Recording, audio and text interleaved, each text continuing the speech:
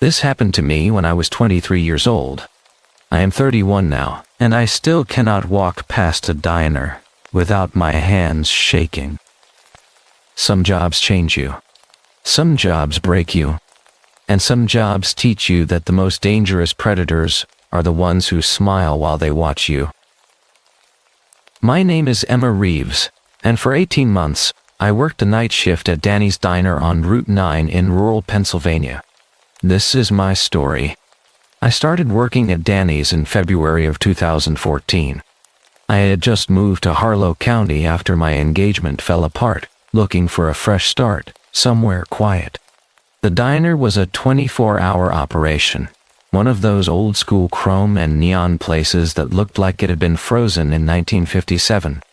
Red vinyl booths, black and white checkered floor, a jukebox that only played songs from before I was born. The night shift paid an extra $2 per hour, and since I was trying to save money for my own apartment, I took it. My shift ran from 10 p.m. to 6 a.m., Thursday through Monday. Danny, the owner, was a good man in his 60s who mostly handled the day operations. At night, it was just me and Carlos, the cook. And after 2 a.m., when Carlos went home, it was just me alone in that diner until the breakfast crowd started filtering in around 5:30. I liked the solitude at first. I liked the rhythm of wiping down tables, refilling coffee for the occasional trucker, counting my tips in the quiet hours. I was healing from the breakup. I was finding myself again. The night shift felt like a refuge. Then, Marcus Duvall started coming in. It was my third week on the job. He walked through the door at exactly 1:15 a.m. on a Tuesday night. I remember the time because I had just finished cleaning the bathrooms and was looking at the clock, counting down the hours until dawn. He was in his mid-40s, maybe 5 feet 11 inches tall, with graying hair and wire-rimmed glasses. He wore a brown jacket and khaki pants, the kind of outfit that made him look like a community college professor. Nothing about him stood out. Nothing about him seemed threatening. He sat at the counter and ordered black coffee and a slice of apple pie. He was polite. He said please and thank you. He left a decent tip. And then he left. He came back the next night. Same time. Same order. Same seat at the counter. And the night after that. And the night after that. Within 2 weeks, Marcus had become a regular. He would arrive at 1:15 a.m., sit at the same spot at the counter, order his coffee and pie, and stay for exactly 45 minutes. He never varied his routine. Not once. At first, I thought it was nice to have a friendly face during the lonely hours. Marcus was chatty. He asked me about my day, about where I was from, about my plans for the future. I told him I had moved from Pittsburgh. I told him I was saving money to go back to school. I told him about my apartment hunting. He listened. He remembered everything. He asked follow-up questions the next night, referencing details I had mentioned before. It felt like genuine interest. It felt like someone actually cared about my life. Looking back now, I can see how carefully he was building the foundation, how deliberately he was gathering information, how strategically he was earning my trust. It was 6 weeks into his nightly visits when things started to feel different. I came into work one Thursday night and found a small gift on the counter. A bookmark. It was silver with a pressed flower inside clear resin. Beautiful, delicate. There was a note attached in neat handwriting. I noticed you reading during your breaks. Thought you might like this. Marcus. I felt uncomfortable. Customers did not usually give servers gifts. But Carlos was there, and he saw me looking at it, and he said, "That is nice of him. Your regular customer must really appreciate your service."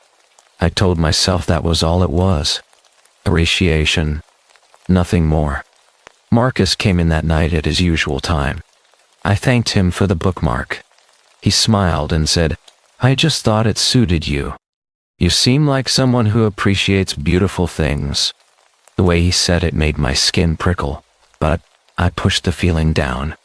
I was being paranoid. I was damaged from my ex-fiancée. I was seeing threats where there were none.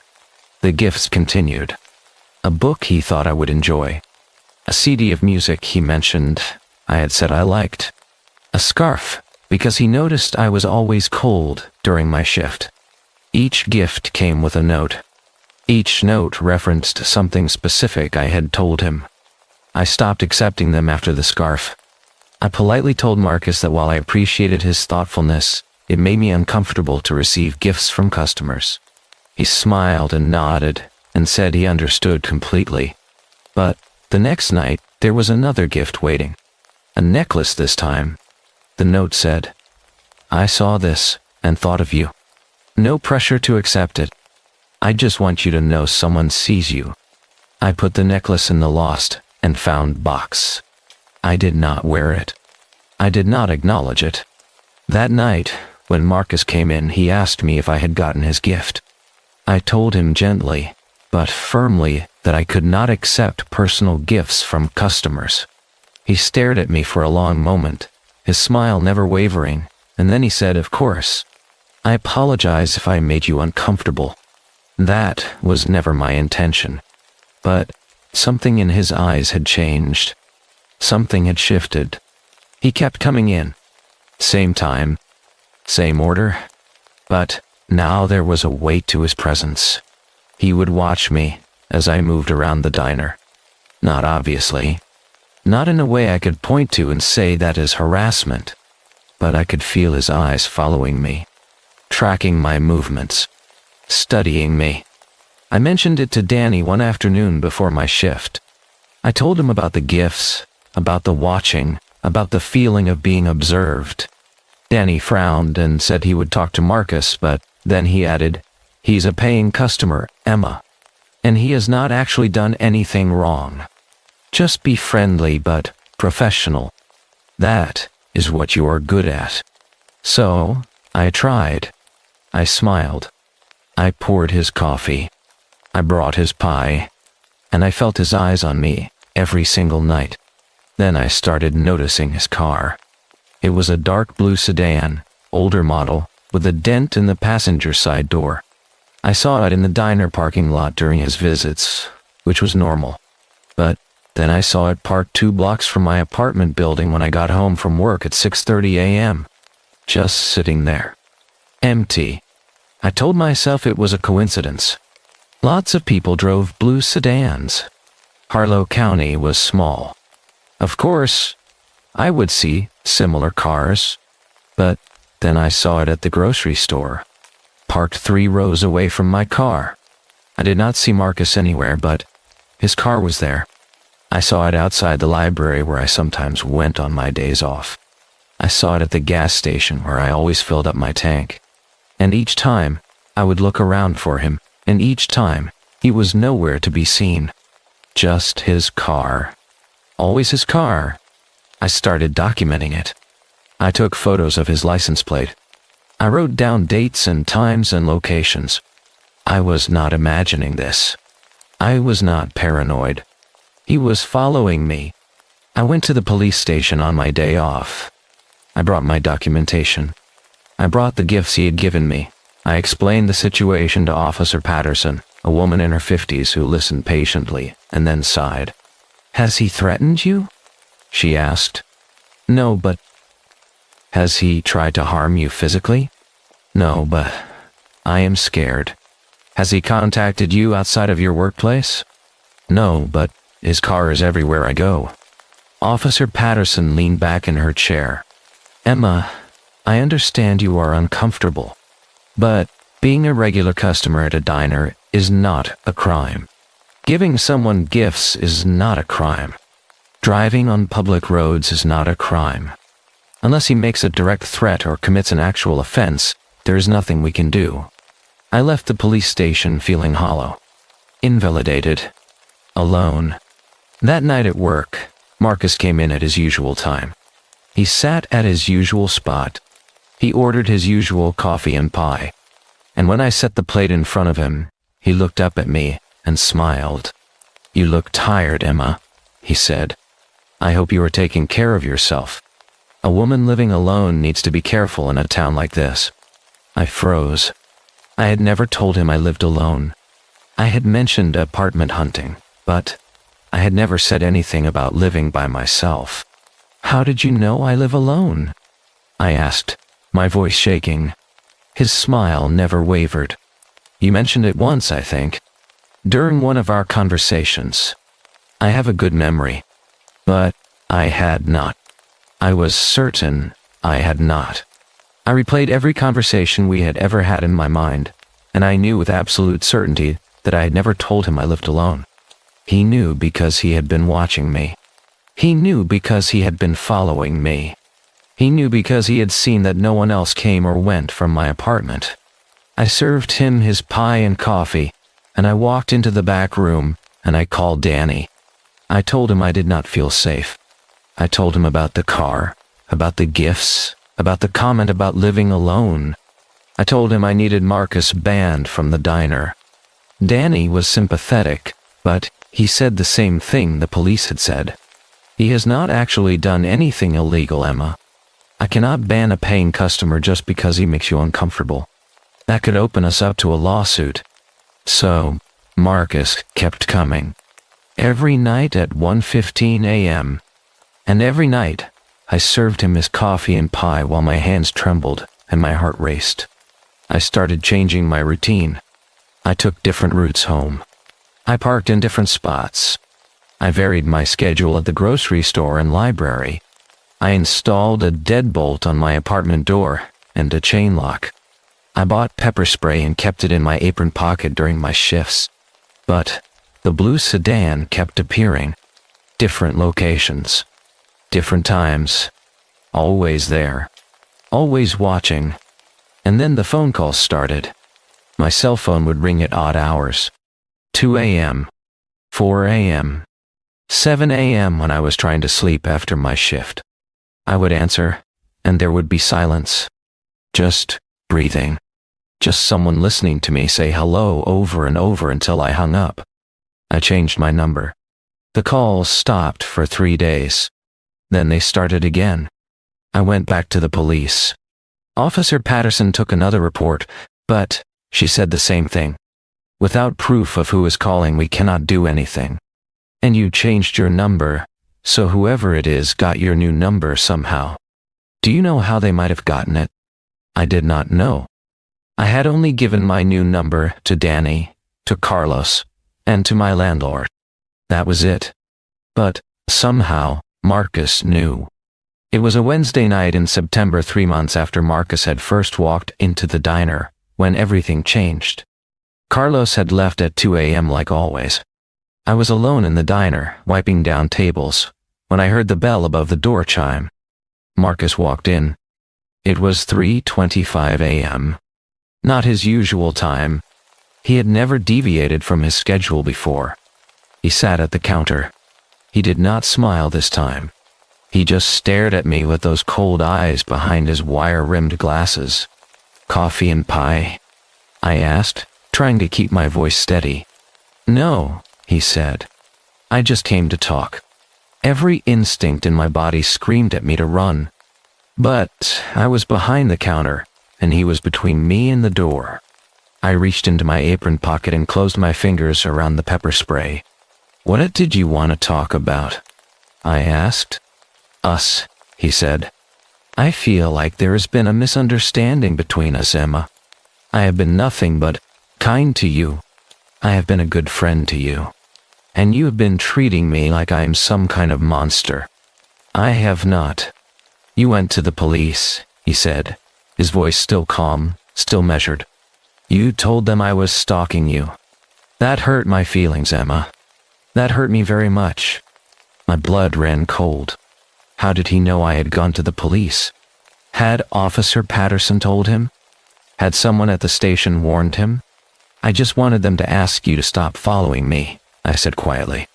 "I have not been following you," Marcus said. He stood up from the counter and took a step toward me. "But, you know what? Maybe I should.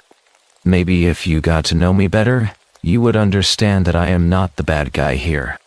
I am the only one who sees you, I am the only one who appreciates you." He took another step. I pulled the pepper spray from my pocket and pointed it at him. "Stay back." He laughed. Not a friendly laugh. A cold, sharp laugh that made my bones ache. "You are going to pepper spray me? For what? Standing in a public diner? Trying to have a conversation? Go ahead, Emma. Do it. And then explain to the police why you assaulted a customer who was just trying to talk to you." He was right. If I sprayed him now, I would be the one in trouble. He had not touched me. He had not threatened me directly.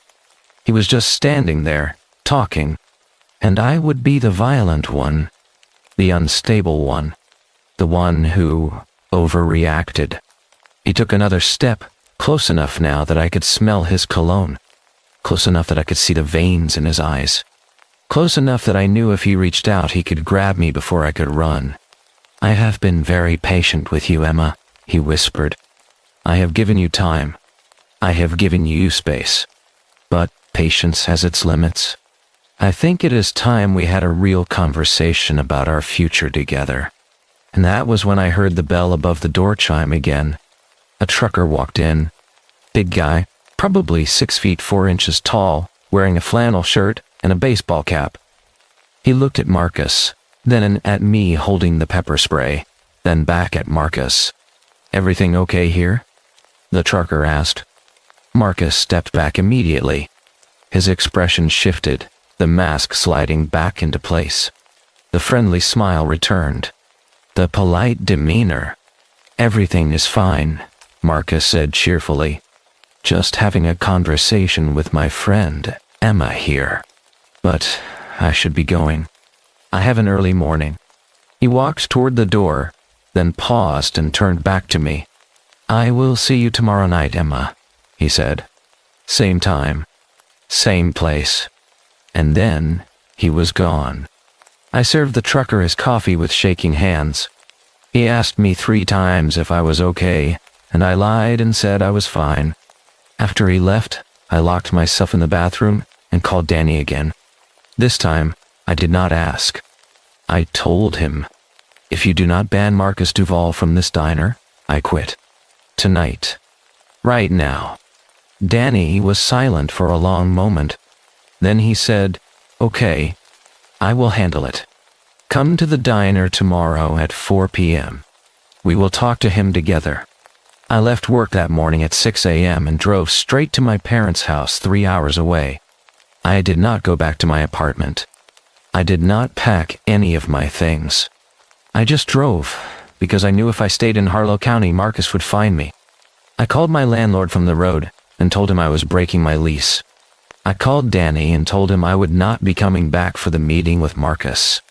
I called the police station and filed another report documenting the incident with Marcus at the diner. Officer Patterson sighed and said, "Emma, I will add it to your file. But he still has not committed a crime." I stayed at my parents' house for 2 weeks, while my dad and my brother drove back to Harlow County to pack up my apartment. They said they did not see anyone watching them. They said everything seemed fine. But when they opened my apartment door, they found things had been moved. My clothes in the dresser were rearranged. My books on the shelf were in a different order. Someone had been inside my apartment while I was gone. The police dusted for fingerprints. They found nothing. No signs of forced entry. No evidence of who had been there. But I knew. We all knew. I never went back to Harlow County. I moved to Ohio and changed my name. Legally, Emma Reeves does not exist anymore. I started over with a new identity, a new job, a new life. And for 3 years, I felt safe. Then last month, I received a message on Facebook from an account I did not recognize. It was a photograph. Just a photograph, no text. It was a picture of me walking into my current workplace. A picture taken from across the street. A picture taken 2 days ago. I deleted my Facebook account immediately. I went to the police in my new city and filed a report. I hired a private investigator to look into Marcus Duval. The investigator called me 3 days later with his findings. Marcus Duval had been arrested in 2017 for stalking a woman in West Virginia. She was a waitress. He had been showing up at her workplace every night, leaving gifts, following her home, calling her at all hours. When the police searched his house, they found journals. Dozens of journals documenting her daily routine, her habits, her schedule. Photographs of her taken without her knowledge. A box containing items he had stolen from her apartment, a hairbrush, a piece of jewelry, a coffee mug. He served 18 months in prison. He was released in 2018 with a restraining order and mandatory therapy. The investigator also told me that the woman from West Virginia was not his first victim. There had been others. A nurse in Ohio, a bank teller in Kentucky, a teacher in Pennsylvania. All women who worked night shifts. All women he had targeted systematically. None of them had been able to stop him before he escalated. The West Virginia woman, her name was Melissa Grant, and she got lucky. Marcus had broken into her apartment one night while she slept, and her dog woke her up. She called 911, and the police caught him trying to climb out her window. That was why he went to prison. Not because of the stalking, because of the breaking and entering. The investigator asked me if I wanted to press charges based on the Facebook message. I said yes. But he warned me that it would be difficult to prove Marcus was behind the account. Difficult to connect him to the photograph. I told him to do it anyway. Last week, the investigator called me again. Marcus Duval cannot be located. His last known address was in Harlow County, Pennsylvania. His landlord said he moved out 4 months ago. No forwarding address. No contact information. His phone has been disconnected.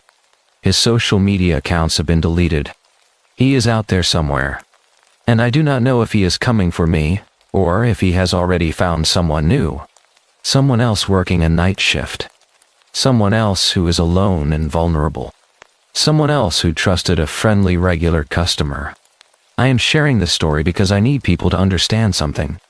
When someone makes you uncomfortable, when someone will not respect your boundaries, when someone will not take no for an answer, you are not overreacting. You are not being paranoid. You are not imagining things. Trust your instincts. Document everything. Tell everyone. And do not wait for them to commit a crime before you protect yourself. I wish I had run sooner. I wish I had quit the job the moment the gift started. I wish I had trusted my gut instead of listening to people who told me I was being dramatic. The police told me he had not committed a crime. My boss told me he was just a paying customer. Society told me to be polite, to be accommodating, to give him the benefit of the doubt. But Marcus was never just a regular customer. He was a predator who had been hunting me from the moment he walked through that diner door. And now he is hunting someone else. If you work a night shift, if you work alone, if you have a customer who seems too friendly, too interested, too persistent, please be careful. Watch for the warning signs, the gifts, the personal questions, the repeated appearances, the watching, the following, because by the time everyone else agrees that you are in danger, it might already be too late. I am one of the lucky ones. I escaped before he escalated. But Melissa Grant, the woman in West Virginia, she was not as lucky. And I wonder every day about the women who came before me, and the women who will come after. Marcus Duval is still out there. And if you see him, a man in his late 40s, graying hair, wire-rimmed glasses, friendly smile, please call the police. Please warn the women around you. Please do not let him hurt anyone else. This is my story. This is my warning. And I am sharing it because silence protects predators. Speaking up might save a life, even if that life is your own.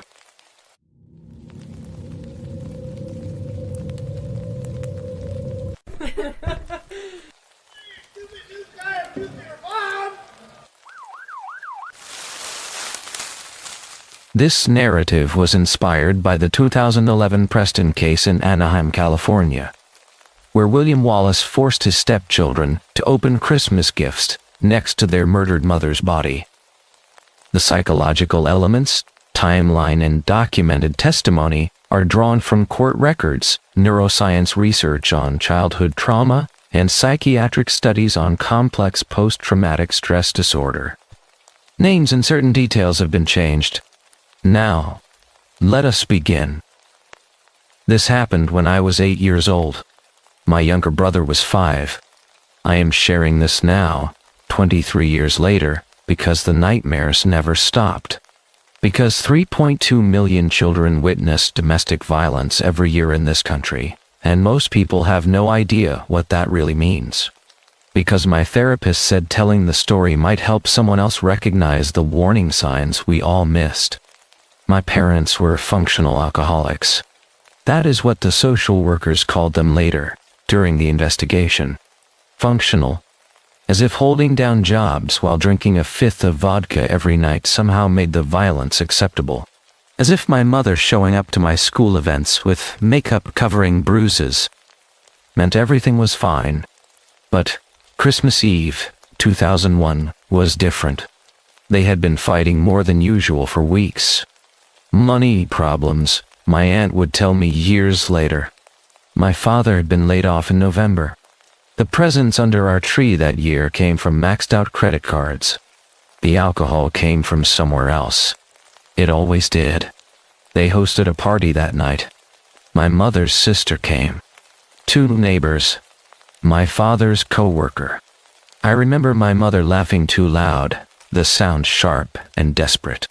I remember my father's smile that did not reach his eyes. I remember the Christmas lights reflecting in the puddles of spilled wine on our kitchen floor. My brother and I went to bed around 9 p.m. Our bedroom was at the end of the hall, close enough to hear everything. The guests left around 11. That is when the yelling started. I had heard them fight before, countless times. But this was different. This was my mother screaming that she wanted a divorce. This was my father throwing furniture. This was glass shattering. A door torn off its hinges. My mother begging him to stop. Then, silence. The silence was worse than the screaming. I did not sleep. I lay in my bed, staring at the glow-in-the-dark stars on my ceiling, listening to my brother's breathing beside me. He had pulled his blanket over his head. He was pretending to be asleep. I could tell by the way his body was too still, too tense. Around 2 a.m., I heard movement in the hallway. Dragging sounds. Something heavy being pulled across the floor. My father muttering to himself. I heard him go into their bedroom. I heard him come back out. More dragging. I should have checked. I should have called someone. I was 8 years old, and I knew something was terribly wrong, and I did nothing. At 7 a.m. on Christmas morning, my father knocked on our door. His voice was cheerful, unnaturally so. "Wake up, kids. Santa came. Come see what he brought." My brother and I walked into the living room. All the presents were arranged under the tree. The colored lights were blinking. Bing Crosby was playing on the stereo, and my mother was sitting on the couch. She was wearing her dark sunglasses, the expensive ones she only wore in summer. Her hands were folded in her lap. Her head was tilted slightly to one side. She was not moving. "Why is Mom wearing sunglasses?" I asked. My father stood next to the Christmas tree, his smile stretched too wide. "Your mother had too much to drink last night. She is sleeping it off." "But Santa still came. See? Let us open presents." I walked closer to the couch. Something felt wrong. The apartment was cold. My father had turned the heat down. My mother's skin looked waxy in the Christmas lights. Her chest was not moving. "Mom?" I said. No response. "She is fine," my father said, his voice sharp now. "She is just drunk. Open your presents." My brother started crying. He was 5 years old, and he understood before I did that something was very wrong. But we were children. We were terrified of our father. We had watched him throw our mother through a glass table just hours before, though we were not supposed to have seen that. So, we opened the presents. I remember sitting on the floor, tearing wrapping paper off a box containing a Furby, the toy I had begged for all year. I remember my hands shaking so badly I could barely hold it. I remember glancing at my mother on the couch, her sunglasses reflecting the blinking Christmas lights, her mouth slightly open. I remember my father recording us on the video camera. "Say thank you to Santa," he kept saying. "Say Merry Christmas." This went on for 2 hours. I kept trying to get closer to my mother. Something was pulling me toward her, some instinct I could not name. When my father was not looking, I reached out and touched her hand. It was ice cold, hard, like touching marble. I jerked my hand back. My brother saw my face and started crying harder. "What is wrong?" my father asked, still holding the camera. "Nothing," I whispered. "Nothing is wrong." But I knew. Even at 8 years old, I knew my mother was dead. Around 9:30 a.m., my father told us to go to our room. He said he needed to call an ambulance because Mom was not waking up. He said it like it was no big deal, like he had just noticed. We went to our room. We heard him on the phone with 911. We heard the sirens 10 minutes later. The paramedics came in. The police came after them. I heard one of the officers in the living room say, "She's ice cold. She has been dead for hours." My father started screaming. He collapsed on the floor. He wailed that he had just found her like this, that she must have died in her sleep, that he had no idea. But I had seen the bruises on her neck when the paramedics removed her sunglasses. Bruises shaped like fingers. The police separated us. They took my father into the kitchen. They took my brother and me into our bedroom. A female officer with kind eyes knelt down in front of us. "Did you hear anything last night?" she asked gently. I told her everything. The fighting, the screaming, the silence, the dragging sounds. She wrote it all down. My father was arrested that afternoon. The autopsy confirmed what the officers already knew. My mother had been strangled sometime between midnight and 1 a.m. The medical examiner found evidence of blunt force trauma to her head, bruising on her arms and back, a fractured rib, defensive wounds on her hands.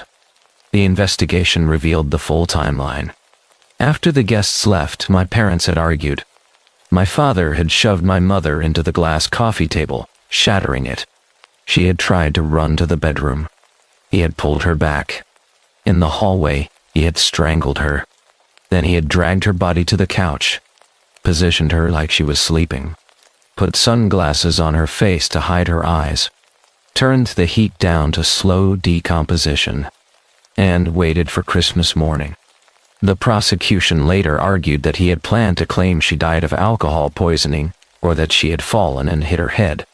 The evidence suggested he spent hours staging the scene, cleaning blood off the walls, hiding the broken pieces of the coffee table, arranging presents. The video footage from that morning became evidence. You can hear my brother crying in the background. You can hear me asking if Mom is okay. You can hear my father telling us over and over that she is just sleeping. The jury convicted him of second-degree murder. He got 15 years to life. My brother and I went to live with our aunt. She was the one who had been at the party Christmas Eve. She testified at the trial that my father had been drinking heavily, that my mother had mentioned wanting to leave him, that she had seen bruises on my mother's arms, and had done nothing. The guilt consumed our family. My aunt blamed herself for not calling the police earlier. I blamed myself for not checking on my mother when I heard the dragging sounds, for not refusing to open presents when something was so obviously wrong, for cursing at her the day before when she had asked me to clean my room. I had told her I hated her. Those were the last words I ever said to my mother while she was alive, while she could still hear me. I am 31 now. I have been in therapy for 18 years. I was diagnosed with complex post-traumatic stress disorder at 14. I have anxiety, depression, and insomnia. I cannot celebrate Christmas. I cannot be in rooms with closed doors. I cannot watch people argue without having a panic attack. Research shows that children who witness domestic violence experience permanent changes in brain structure. Smaller hippocampus, altered cortisol regulation, hyperactive amygdala. We develop twice the rate of psychiatric disorders compared to other children. Studies document problems with memory, concentration, and emotional regulation that persist into adulthood. Early childhood trauma rewires the brain in ways that persist for life. No amount of therapy can completely undo it. My brother is worse. He barely speaks to me anymore. He has struggled with substance abuse since he was 16. He told me once that he still sees her on the couch every time he closes his eyes. That he still hears my father telling us to open presents. That he still remembers how cold her hand felt. My father is still in prison. He gets out in 3 years. The state will notify me when his release date is confirmed. I have already started making plans to move. I share this story because domestic violence is not always obvious. My parents went to work every day, paid their bills, smiled at neighbors, attended school events. No one knew what happened behind closed doors. I think about my mother every day. I think about what her last thoughts were, whether she knew what was happening, whether she thought about us, sleeping at the end of the hall. I think about what she would say if she knew we had opened Christmas presents next to her body, that we had sat there for 2 hours, terrified and confused, while my father pretended everything was normal. I think she would tell us it was not our fault. I'm still trying to believe that. But when I close my eyes, I still see her on that couch. Sunglasses reflecting the Christmas lights, hands folded in her lap, head tilted to one side. And I still hear my father's voice. Say Merry Christmas. Say thank you to Santa. She's just sleeping. She is fine. The video camera is still evidence in storage somewhere. 23 years later, and those 2 hours are preserved forever. 2 children opening presents next to their dead mother's body. Their father behind the camera, directing them, telling them to smile. Merry Christmas. Between 2010 and 2019, more than 700 children in the United States were murdered by a parent during divorce or separation proceedings. Studies estimate that 15 million children currently live in homes where domestic violence occurs. Most people think children do not know what is happening. 90% of parents experiencing domestic violence believe their children are unaware. But 90% of children in those homes know exactly what is going on. They hear everything. They see everything. And they remember. If you are reading this and you recognize yourself in this story, please understand something. It is not your fault. It was never your fault. You were a child. You survived. That is enough. You do not owe anyone forgiveness. You do not owe anyone healing on their timeline. You do not owe anyone your silence. Tell your story when you are ready. Or do not tell it at all. Just survive. That is what my therapist tells me. I am still trying to believe her too.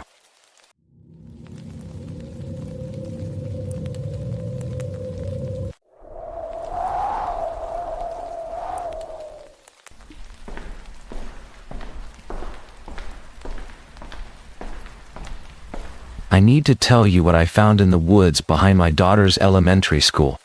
Not because I want to relive it, but because other parents need to know what signs to look for.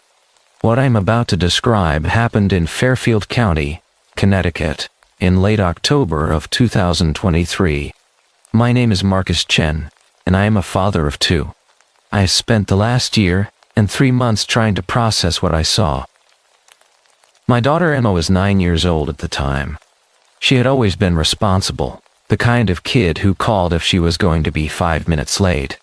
That is why when she came home 47 minutes past her usual time on a Tuesday afternoon, my wife Sarah and I knew something was different. Emma was flushed, excited in a way that seemed forced. Her clothes had dirt on the knees, leaves stuck to her jacket.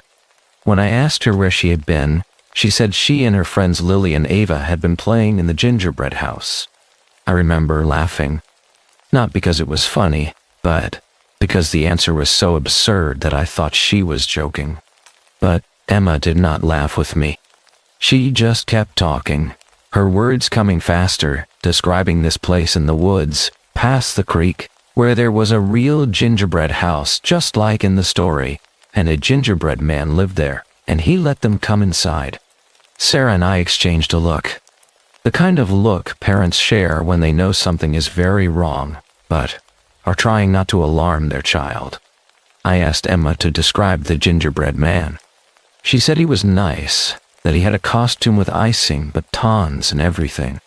He told them stories and took pictures of them in their fairy costumes. He said they looked like real fairies, and that he was making a book about magical creatures. The fairy costumes part stopped me cold. I asked Emma what fairy costumes she meant. She explained that the gingerbread man had costumes inside the house, sparkly wings and glittery dresses, and that he would only let them inside if they dressed up like fairies first. He said it made the magic work. That night, after Emma went to bed, Sarah and I barely spoke. We both knew we were thinking the same thing, but saying it out loud felt like manifesting a nightmare into reality. According to the National Center for Missing and Exploited Children, there are approximately 500,000 online predators active each day in the United States. But this was not online. This was in the woods, less than half a mile from our home. The next morning, I told my boss I had a family emergency and left work at noon. I parked my car at the elementary school and walked the same route Emma would have taken. Past the baseball field, through the gap in the chain-link fence that the kids all used as a shortcut, and into the woods. The October air was cold, and fallen leaves made everything look the same. I followed the creek for about 10 minutes until I saw it. At first, I thought it was exactly what Emma had described. A structure built to look like a gingerbread house. It was a tree house, elevated about 8 feet off the ground. But someone had gone to extraordinary lengths to make it appear edible. The exterior walls were painted to look like graham crackers. White trim, resembling icing, ran along every edge. Plastic gumdrops and peppermint candies were glued to the roof. From a distance, in the dappled forest light, it actually looked magical. But I was not 9 years old, and I was not looking at it with wonder. I was looking at it with the cold, sick realization that someone had built this specifically to attract children. I approached slowly, my hands shaking. A wooden ladder led up to a door painted red and white, like a candy cane. There were muddy footprints on the rungs. Small footprints. Multiple sets. I climbed up and pushed the door open. The inside was worse than I could have imagined. String lights hung from the ceiling, giving the small space a soft, inviting glow. There were beanbag chairs, shelves full of toys, books about fairies and magic. In one corner there was a clothing rack. Fairy wings, tutus, glittery dresses in children's sizes. Everything was organized, neat, intentional. And then I saw the camera. It was a professional digital camera, sitting on a tripod in the corner, pointed directly at the center of the room. Next to it was a laptop, closed, but with a red recording light still blinking on the side. My stomach turned. I pulled out my phone and started taking pictures. Every angle, every detail. The costumes, the camera, the laptop. I documented everything. That is when I heard footsteps on the ladder. I turned just as a man pulled himself through the doorway. He was overweight, probably in his mid-50s, wearing a homemade costume that was meant to resemble a gingerbread man. Brown fabric with white icing patterns stitched on. He had a round face, thinning hair, and when he saw me standing in his treehouse, his expression shifted from surprise to something I can only describe as cold calculation. We stood there for maybe 3 seconds. It felt like an hour. Then, I moved. I am not a violent person. I have never been in a fight. But, in that moment, I did not think. I just acted. I grabbed him by the front of his ridiculous costume and slammed him against the wall of the treehouse. He was bigger than me, but I had rage on my side, the kind of rage that comes from knowing this man had been alone with your daughter. He tried to speak, tried to explain. I did not let him. I pulled him down the ladder, and when we hit the ground, I held him there. I called 911. I told them exactly where we were and exactly what I had found. The police arrived within 12 minutes. I counted every second. What I did not know until later, until the detectives interviewed me at the station and showed me the evidence they recovered, was that this was not the first time. The man's name was Leonard Pritchard. He was a registered sex offender. He had been convicted 8 years earlier for possession of explicit content involving minors and had served 3 years in state prison. After his release, he had moved to our town, and because his previous conviction did not involve physical contact with a victim, he was allowed to live within a mile of the elementary school. The detectives found over 4,000 images on his laptop, pictures of children.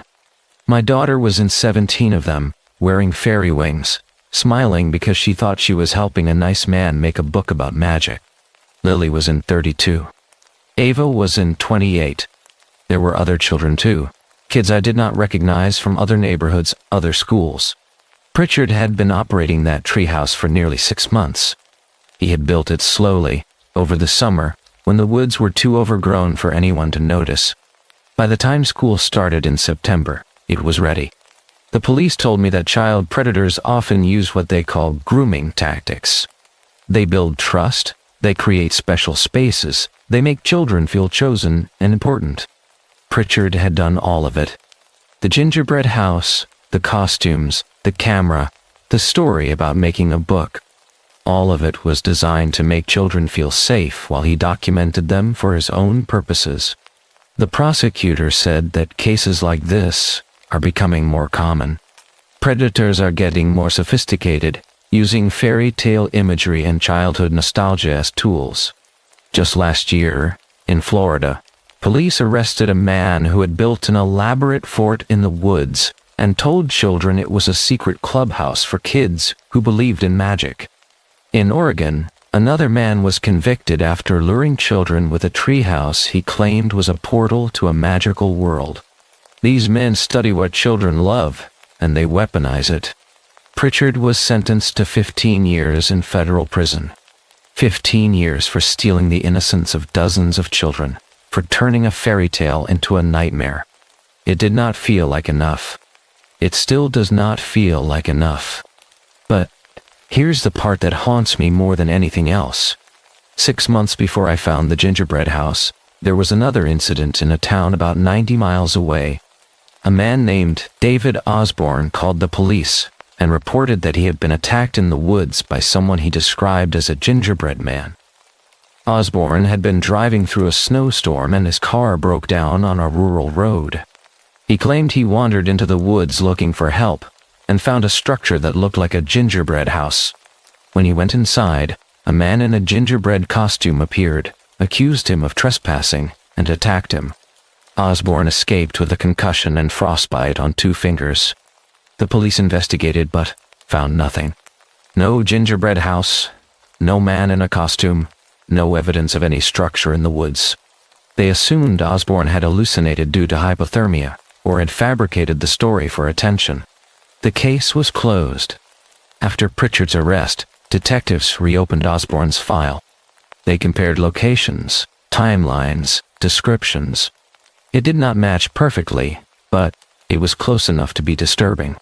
The theory The one that the detective shared with me but could never prove was that Pritchard had built multiple structures, test sites, practice locations, and that Osborne had stumbled onto one of them before Pritchard had finished preparing it for his real targets. If that theory is true, then Osborne got lucky.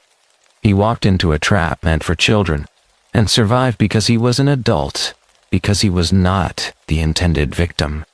But it also means that Pritchard had been planning this for years, building and refining his methods, moving from town to town, always staying one step ahead of suspicion. I think about that sometimes. I think about how many other structures might still be out there, hidden in wooded areas near schools and playgrounds, waiting for the next curious child to wander too far from home. Emma is in therapy. So is Lily. So is Ava. So are all the other children whose faces appeared on that laptop. They are learning that not all adults are safe, that fairy tales can be used as weapons, that magic is not real, but monsters are. I am in therapy too. So is Sarah. We installed a security system at our house. We drive Emma to and from school now, even though it is only 6 blocks. We know where she is at all times. But I still wake up at night sometimes, thinking about that treehouse.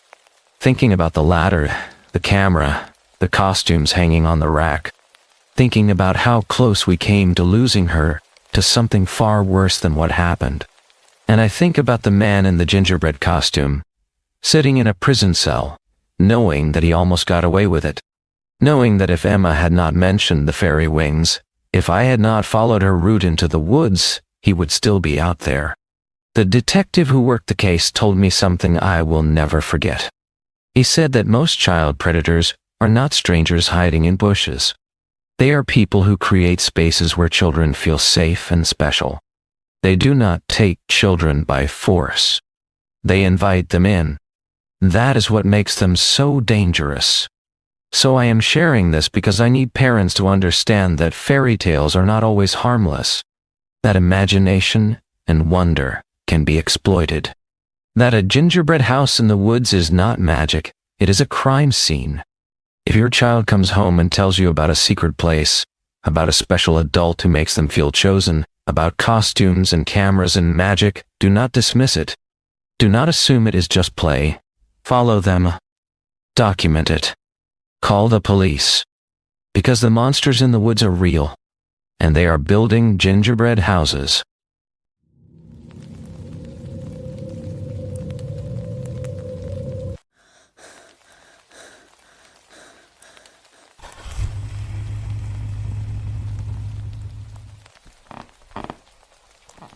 This happened to me when I was 14 years old.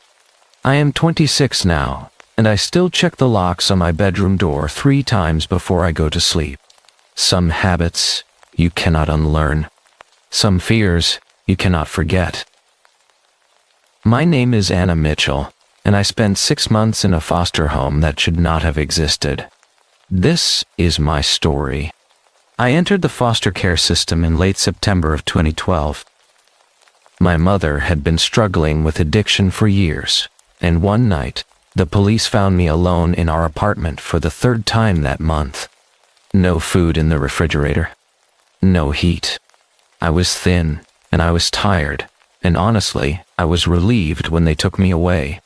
I thought things would get better. The social worker, Mrs. Chen, drove me to the Carver house on a Thursday evening. It was a large, old farmhouse about 45 minutes outside of town, surrounded by fields and woods. The nearest neighbor was over 2 miles away. I remember thinking how quiet it was, how isolated. But Mrs. Chen smiled and said the Carvers were experienced foster parents who had been caring for children for over 15 years. Margaret and Robert Carver met me at the door. They were in their early 60s. Soft-spoken and polite. Margaret had this way of tilting her head when she listened to you like she was really paying attention. Robert barely said anything at all, just nodded and smiled. The house was immaculate. Clean white walls. Perfectly arranged furniture. Everything in its place. Mrs. Chen did not stay long. She walked through the house, checked my bedroom, asked me a few questions, and then she was gone. I watched her car disappear down the long gravel driveway until the dust settled, and there was nothing but silence. That first night, Margaret made dinner. Pot roast with vegetables. She served it on fine china plates and insisted we eat at the dining room table. Everything was formal. Precise. Robert sat at the head of the table and watched me eat without touching his own food. I asked if there were any other foster kids in the house, and Margaret's smile tightened just a little. "Not right now, dear," she said. "You are our special project." I did not like the way she said that word. Project. The rules came the next morning. Margaret handed me a typed list at breakfast. There were 23 rules in total. Some made sense. No going outside without permission. Homework completed by 8 p.m. every night. Lights out at 9:30. But others felt wrong. Rule number 7. You must keep your bedroom door open at all times, except when changing clothes. Rule number 12. No phone calls without supervision. Rule number 15. You will participate in evening family time from 7 to 9 p.m. every night, without exception. Rule number 18. You will not ask questions about the locked rooms on the second floor. I stared at that last one. "What is in the locked rooms?" I asked. Margaret's smile never wavered. "That is not your concern, Anna. Those are storage rooms. Nothing more." But I had seen the doors when Mrs. Chen had walked me through the house. Heavy wooden doors with deadbolt locks. 3 of them, all in a row. And I had heard something behind one of those doors. A soft sound. Like someone breathing. School became my only escape. The Carvers drove me to and from Jefferson Middle School every day, but during those 7 hours, I was free. I could talk to other kids. I could eat lunch in a normal cafeteria. I could forget, for a little while, about the strange, quiet house waiting for me. But I started noticing things. My notebooks would be in different positions when I got home. My backpack would be unzipped when I knew I had closed it. My clothes in the dresser were folded differently than I had left them. Someone was going through my things every single day. I asked Margaret about it once. She looked at me with those calm, unblinking eyes and said, "We need to make sure you are not hiding anything dangerous, dear. It is for your own safety." Evening family time was the worst part. Every night from 7 to 9, we would sit in the living room together. No television, no phones, no books. Margaret would knit. Robert would sit in his chair and stare. And I was expected to sit on the couch and talk to them. They asked me questions. Strange, detailed questions. About my mother. About my childhood. About my fears. What scared me the most? What did I dream about? What would I do if I was trapped somewhere with no way out? I tried to avoid answering. I tried to make small talk about school or the weather. But Margaret would tilt her head in that way she had and say, "We are trying to understand you, Anna. We need to know what is in your heart." After 3 weeks, I started hearing the sounds at night. Soft footsteps in the hallway. The creak of floorboards outside my room. I would lie perfectly still in my bed, staring at my open doorway, watching shadows move past. I wanted to close the door so badly, but rule number 7 said I could not. One night, I woke up to find Robert standing in my doorway, just standing there in the darkness, watching me sleep. I froze. I did not move. I did not breathe. After what felt like hours, he turned and walked away. I told myself I had imagined it. I told myself I was being paranoid. Foster kids are not supposed to complain. We are supposed to be grateful. But then I met David.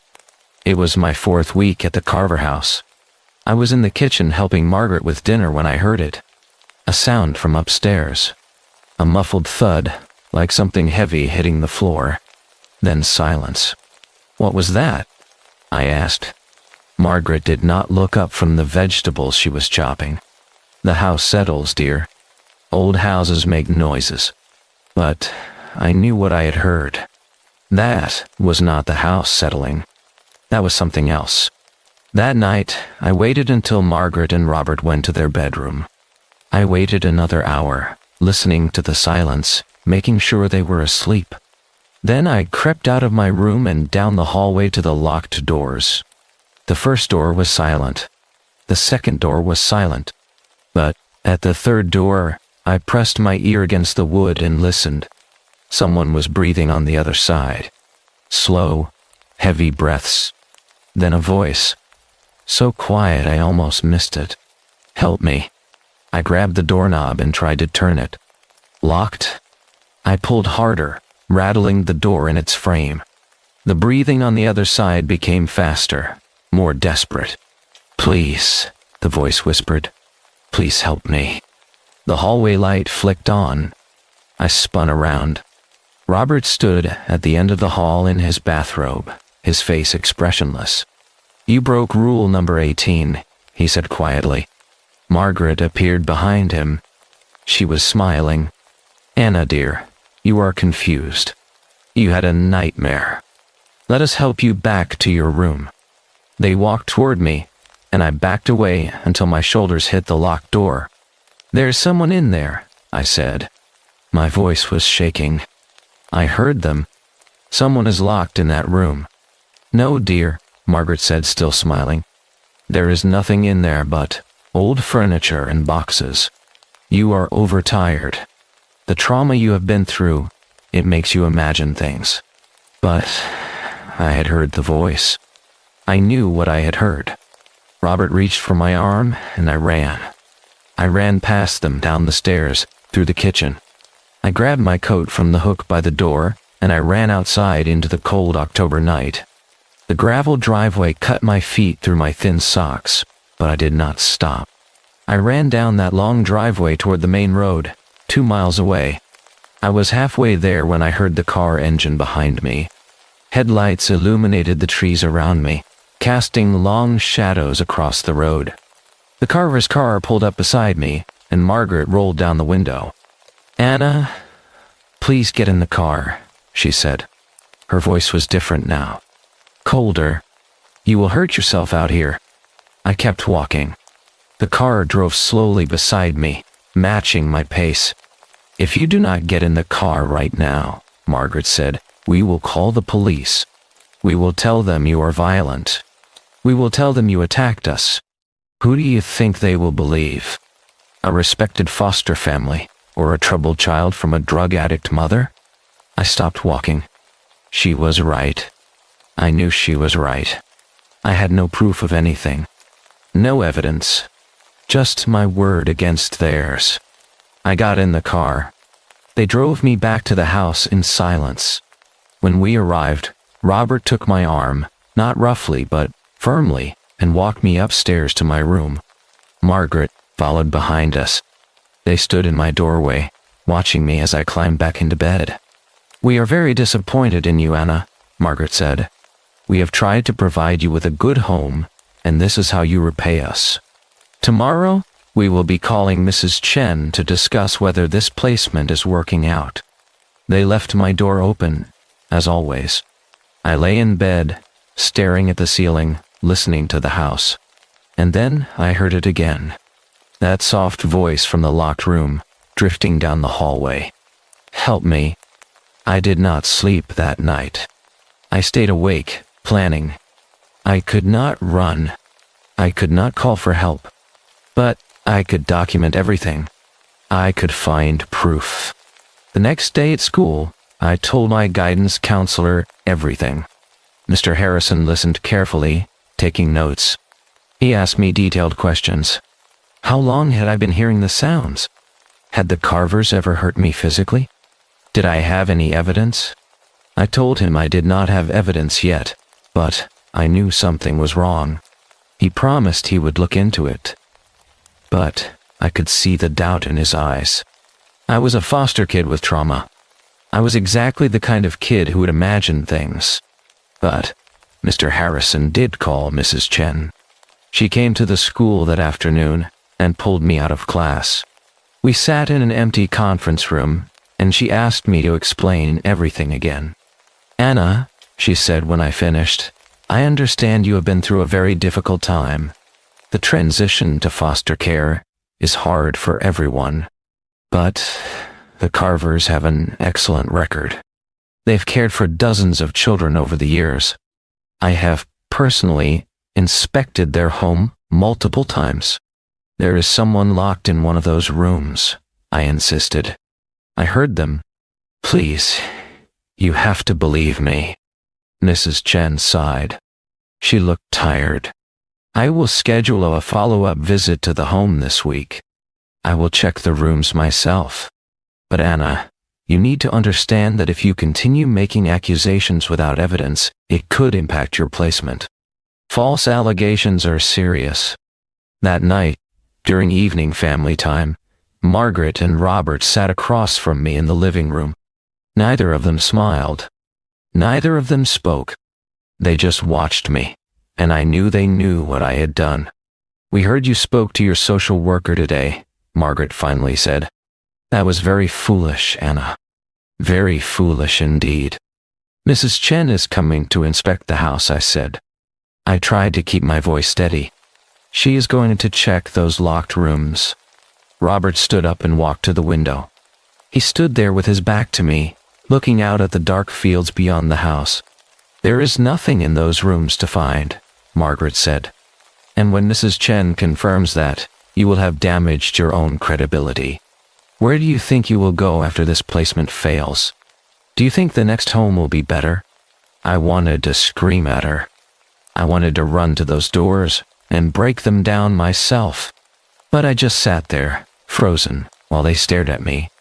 Mrs. Chen came 3 days later. I was at school when she arrived, but Margaret called the school and had me sent home early for the inspection. When I walked through the door, Mrs. Chen was standing in the living room with Margaret and Robert. All three of them turned to look at me. "Anna," Mrs. Chen said, "I have inspected the entire house, including the storage rooms upstairs. I found exactly what Mrs. Carver said I would find. Boxes, old furniture, and seasonal decorations. There is no one locked in any room." My heart sank. But I heard someone. I heard a voice. "The house is old, Anna," Margaret said gently. "Pipes make noises. The wind comes through the vents. It is easy to imagine voices when you are frightened and alone." Mrs. Chen put her hand on my shoulder. "I think we need to schedule some counseling sessions for you. The trauma you have experienced with your mother, it can manifest in many ways. False memories, paranoia, auditory hallucinations." I looked at the 3 adults standing in front of me, and I realized no one was going to help me. I was completely alone. That night, I did not wait for permission. I did not follow the rules. I waited until the house was dark and silent, and then I took a hammer from the toolbox I had seen in the garage. I crept up the stairs to the 3rd locked door, and I broke it open. The room was empty. Completely empty. Nothing but dust and cobwebs, and a single window overlooking the fields. No person. No furniture. Nothing. I stood in that empty room, and I felt my mind breaking. Had I imagined everything? Was I losing my grip on reality? I sank to the floor, and I cried. That is when I saw it. A loose floorboard near the corner of the room. I crawled over to it and pulled it up. Underneath was a small space, maybe 2 feet deep. And inside that space was a phone. An old cell phone with a cracked screen. I picked it up and turned it on. The battery was at 3%, but it was enough. There were text messages. Dozens of them. Conversations between Margaret and someone named Dr. Reeves. I scrolled through them, my hands shaking, reading words that made my blood turn cold. The new subject is responding well to isolation techniques. Continue monitoring stress responses during evening sessions. Document all behavioral changes for the study. They were not caring for me. They were studying me. I was not a foster child. I was a research subject. I found more messages, references to other children, names I did not recognize, files labeled with dates going back years. And then I found the photos. Pictures of the locked rooms, but not empty like they were now. Pictures of those rooms with beds in them, with children in them. The phone died in my hands. I put it back under the floorboard and replaced the wood. Then I walked out of that room, down the stairs, out the front door, and I ran. I ran the 2 miles to the main road. I flagged down the first car I saw. A woman named Brenda, who was driving home from her nursing shift.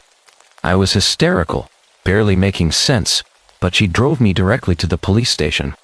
I told them everything. About the locked rooms, about the voices, about the phone I had found. I gave them the address. I begged them to search the house. They did search the house. They found the phone under the floorboard, exactly where I said it would be. They found the text messages. They found the hidden cameras in my bedroom, in the bathroom, in every room of the house, except the Carver's own bedroom. They found files on 17 different children who had been placed in that home over the years. The Carvers were arrested that night. Dr. Reeves, a psychology professor at the State University, was arrested 2 days later. They had been conducting unauthorized behavioral research on vulnerable children for over a decade, documenting the effects of isolation, surveillance, and psychological manipulation on developing minds. The other children in those text messages they never found. No bodies. No evidence of what happened to them after they left the Carver house. Just names and dates and files of research data. I was placed in a group home after that. Then another foster family, this one kind and normal and safe. I eventually aged out of the system at 18, and I have spent the last 8 years trying to build a life that feels like my own. But I still think about that voice I heard behind the locked door. The one that said, "Help me." The one that was not there when they opened the room. Mrs. Chen said I imagined it. The police said the room had been empty for weeks, based on the dust patterns. But I know what I heard. Sometimes late at night, when my apartment is quiet, I wonder if that voice is still there, still whispering from that empty room, still asking for help that will never come. I do not know what happened to the children who came before me. I do not know if any of them escaped like I did. But I know the Carvers kept detailed records, and those records are sealed now. Evidence in an ongoing investigation that has been ongoing for 6 years with no resolution. Margaret and Robert Carver are both in prison, serving 12-year sentences for child endangerment and conducting illegal research on minors. Dr. Reeves lost his license and serves 7 years. They will all be released eventually. And when they are, I will be watching. Because I know something the police do not know.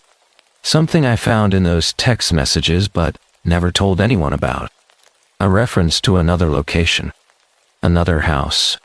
Another set of locked rooms. I am not a scared 14-year-old anymore.